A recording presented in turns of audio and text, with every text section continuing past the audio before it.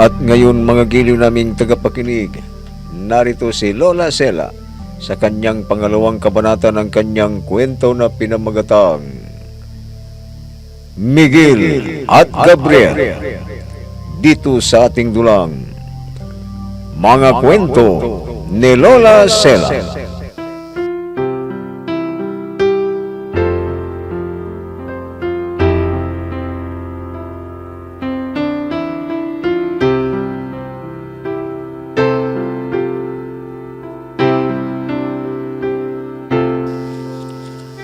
Isinilang na malulusog na lalaking sagot, sina Miguel at Gabriel.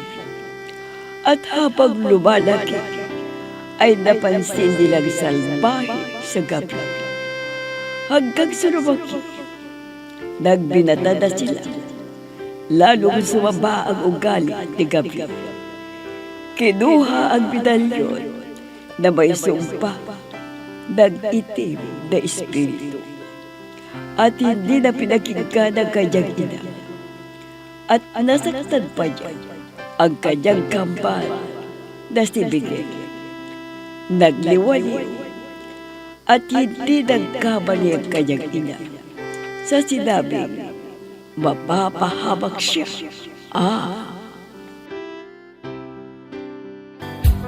Kung naghihintay na dumating. Hoy! Bakit umiyak yan naman yung bala ko, ha? Ngayon Ha? Ha? nandito ka. Sino bang mokong na to? Sana Babayaran kang buhay mo eh. Gusto mo? Babayaran pala, ha? Ikaw ang papatay ko! Ah! No! pinalas ko. Binaril mo ko. Gusto mo pala isa? Sa dibdib naman! Ah! Tatakbo na ako. Hoy! Saan ka pupunta? Nabuli kita! Tutuluyan na kita papatayan! Hoy! Maraming dugo lumalabas dyan. Pupunta ako sa ospital. Tutuluyan kita! Magpapagamot ako.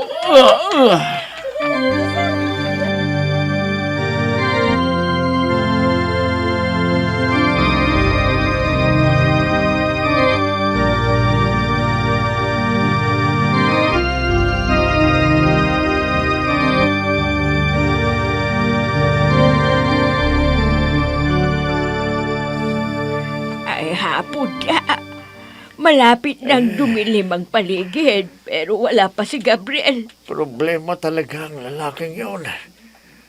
Kung bakit nagkaganon ang tigas ng ulo. Yung medalyon, baka naibenta na niya.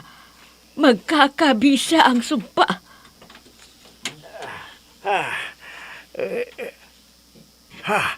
May saan naman natin hahanapin para tayong maghahanap ng karayom sa isang hektaryang buhangin. Ano yun, Ilyong? Diyos ko. Kukuhan, yung nakakwadrong larawan ni Gabriel nahulog. Ay, nako, baka nabenta na niya yung medalyon at nagkabisa na. Nagkabisa na muli ang sumpa, Ilyong. Tumatayo ang mga balahibo ko, Pipay. Ilyong, anong gagawin natin? Paano ang anak natin? Wala na tayong magagawa. Hindi na tayo nagkulang ng paalala sa kanya. Ilyong, kawawa naman ang anak natin. Noon, masayang-masaya ako dahil biniyayaan tayo ng 2 anak. Wala na akong ibang hiniling sa Diyos, kundi ang lumaki silang maayos. Pero bakit nagkaganon ang isa sa kanila? Hindi ba narinig ng Diyos ang panalangin ko? Tama na, Pipay. Magtiwala lang tayo sa Diyos. Palagay ko, hindi niya pababayaan si Gabriel. Sana nga. Dahil kung may masamang mangyayari sa kanya, baka ikamatay ko na rin.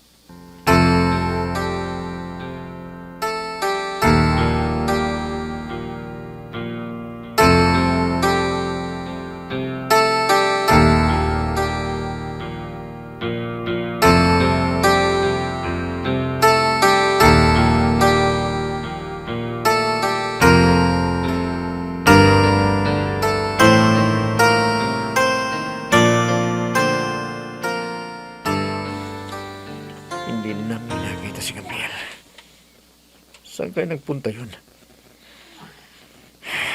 Kawawa naman si inay. Iyak nang iyak.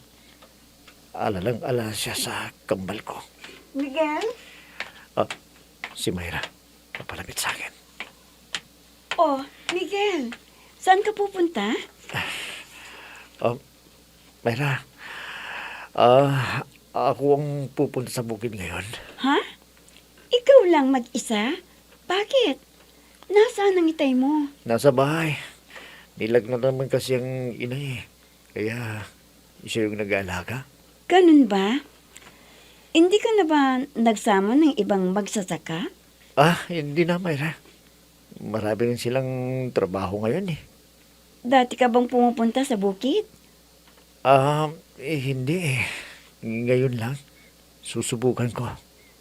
Miguel, wala naman akong ginagawa. Pwede ba akong sumama sa iyo? Ikaw? Sige, sama ako para may kakwentuhan ka habang nag-aararo sa bukid.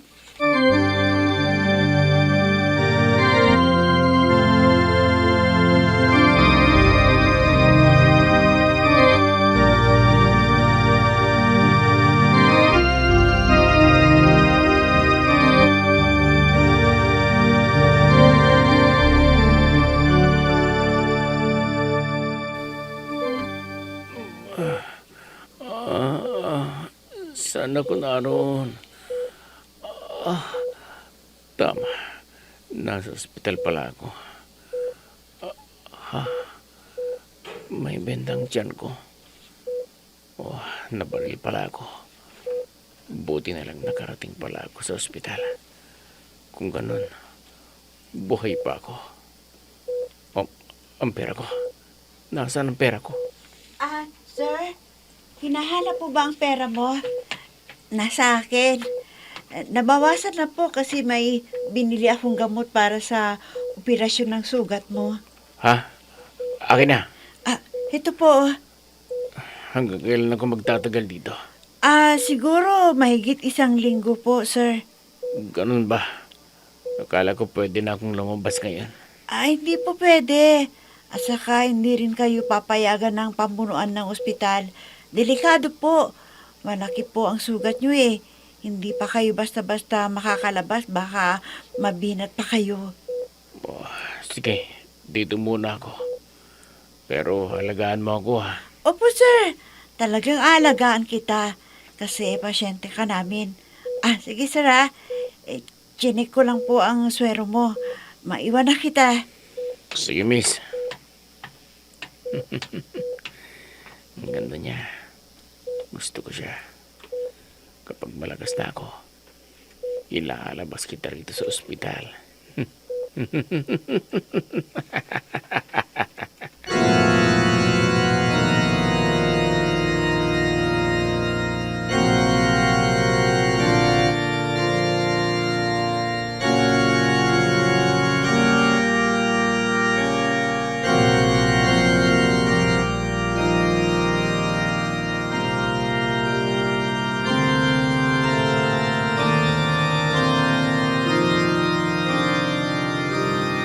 Ang dami mong nakuhang ube, Miguel. Nakakatuwa naman. Swerte ka kasing kasama, Mayra eh. Matutuwa ang inay nito. Bibenta namin ito para sa gamot ni inay. Ang dami. Tutulong akong magbenta.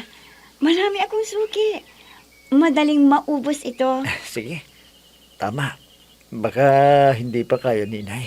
Sige, tutulungan na lang kitang magbuhat ng mga nakuha mong ube para maibenta na agad. Ang lakas ng kulog na yun Oo nga.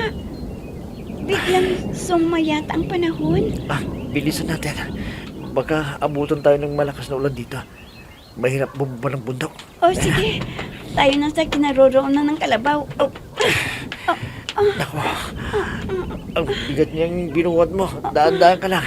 Baka madulas ka. Huwag kang mag-alala sa akin, Miguel. Kaya ko ito, Miguel. Sanay ako sa mga ganitong trabaho. Buti ka pa. Sanay. na gumawa ng trabaho ganyan. Pero ako, hindi. Halos ayaw kasi akong patulungin ni Itay sa mga trabaho dito sa bukid. O sige, tayo na doon sa kinaroroonan ng kalabaw. Sige. Baka abutan pa tayo ng ulan. Ayun na si Myra. Bubuhatin ko na nitong isang sako. Oops! Oop! Ang bigat talaga. Mabigat.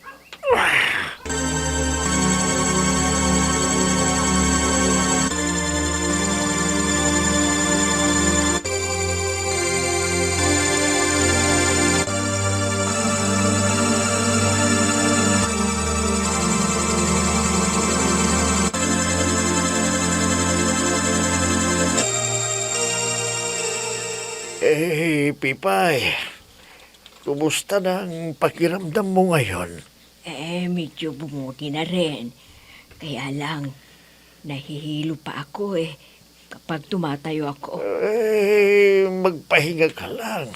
Huwag ka munang tatayo. Pero kailangan ko nang magtrabaho. Na ipon na ang labahan natin.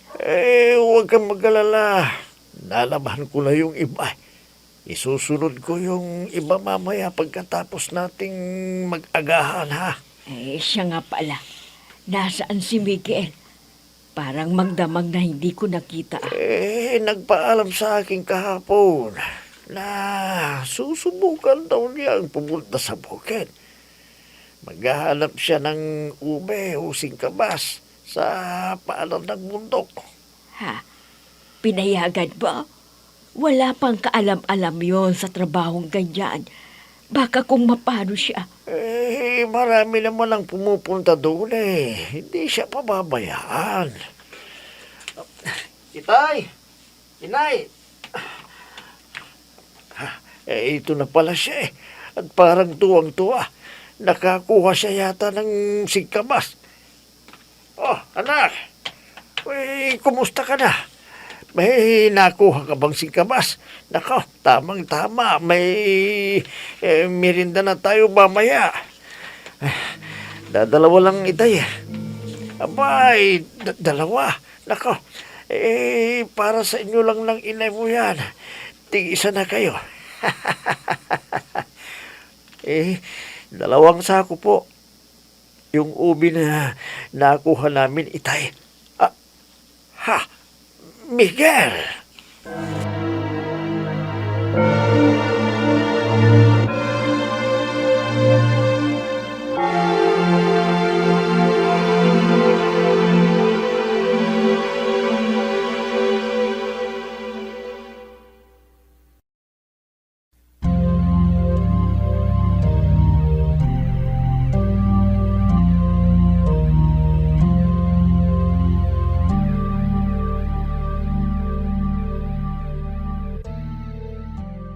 Gabriel!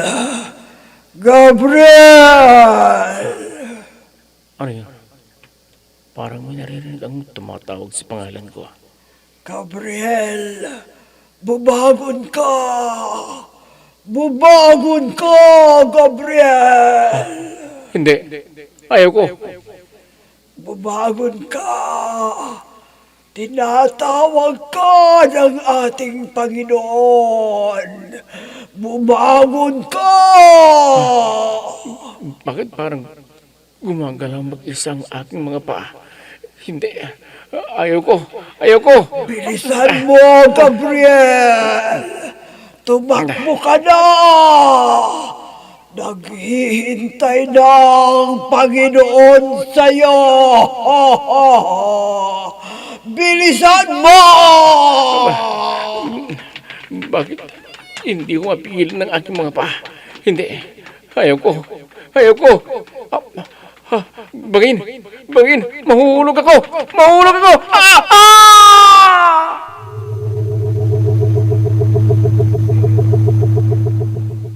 Ah! Ah! Ah! Ah! Ah! Nanaginip lang pala ako. Akala ko totoo na. Sir, ano nangyari sa'yo? Bakit ka sumigaw? Ha? Wala. nanaginip lang ako. Miss, ano pala yung pangalan mo? Ako si Ira. Ang ganda pala ng pangalan mo. Siya nga pala, pwede na ba akong lumabas ng ospital?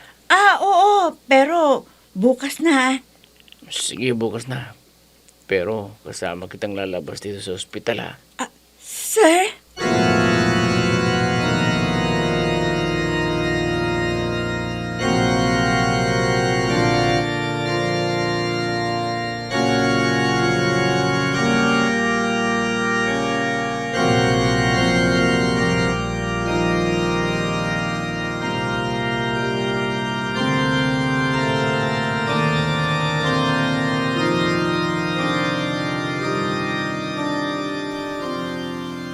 Elyong, kilala mo ba yung dalagang kasama ni Mikel na umakyat sa bundok?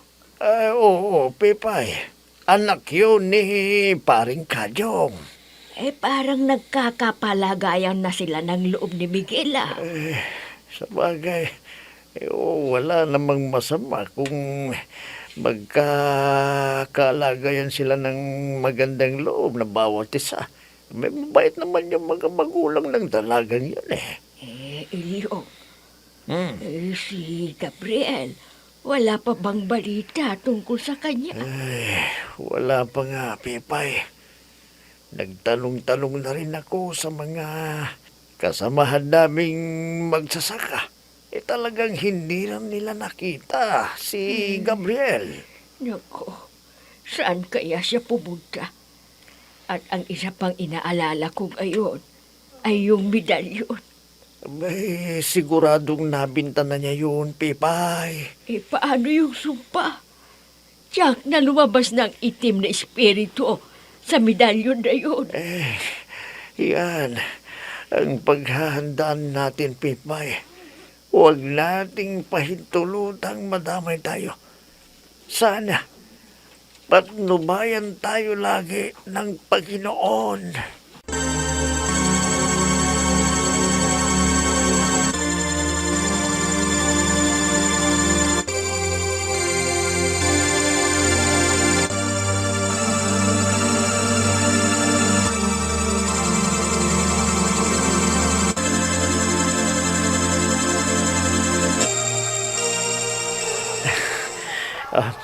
Nabiling lahat ng paninda nating ubi, Mayra.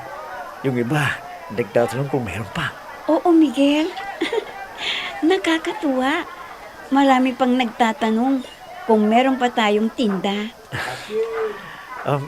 Oo nga eh. Bukas, aakyat uli ko doon sa bundok para maghanap uli ng mga ubi. Ikaw lang bang aakyat? Ayaw mo na akong isama? Isasama kita kung gusto mo. Bakit? May sinabi ba akong ayaw ko nang sumama sa iyo? Oo nga pala, no? Sige, bukas na umaga. May kita tayo ulit sa Bukana, ha? Siya nga pala. Magpaalam ka muna sa itay mo. Baka magalit yun kapag sasama ka sa akin na hindi ka nagpapaalam. Di magagalit ang itay. Ikukwento ko nga sa kanya na sumama ako sa iyo. Sabi niya, ingat daw tayo. Ganun ba? Di paano bukas, ha? Bukas ulit. Sandali lang. Baka magalit ang kasintahan mo pala. Ano ka ba? Wala akong kasintahan. Baka ikaw dyan may kasintahan. Magseselos sa akin. Ha? Wala kang kasintahan? Sige. Bukas ulit, ha? Ngayon, hatiin na natin itong napagbintahan natin.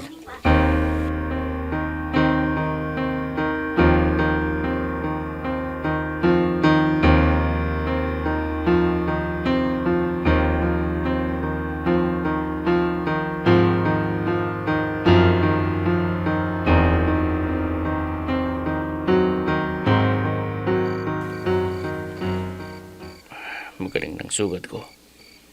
Pwede na uli akong pumunta sa bar na yun. Gaganti ako sa taong bumaril sa akin. Akala niya siguro patay na ako. Lintik lang walang ganti. titiyakin kong mamamatay ka na sa gabing ito. Gabriel! May naririnig akong tinig. Saan kaya galing yon? Gabriel!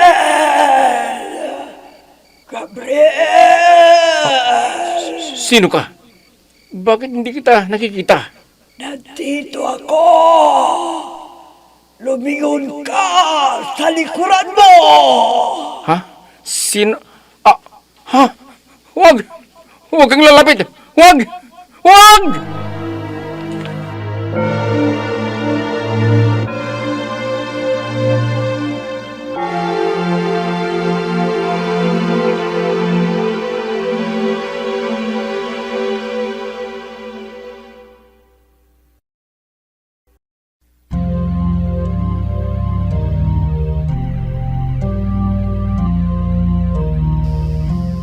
Sino kaya ang nasa likod ni Gabriel? Magiliw naming tagapakinig. Abangan ang susunod na kabanata ng ating kwento na pinamagatang Miguel at Gabriel, dito sa ating dulang Mga Kwento ni Lola Sela. Mga nagbigay buhay sa ating dula: Mayra Abrihal Narnula, Susan Malignem, Ami Diaz, Oscar Ora, Robert Di Guzman, Jun Cabato, Eva Alcoreza. Technical Supervision at Musika, Oscar Ora. Nilapatan ng tunog, Robert Di Guzman. Sa panulat at direksyon, Emma Dalupe. Mga Kwento ni Lola Sela. Inihahandog ng IFRE Recording Studio para sa pambansang radyo ng Pilipinas, Bombo Radio, Philippines.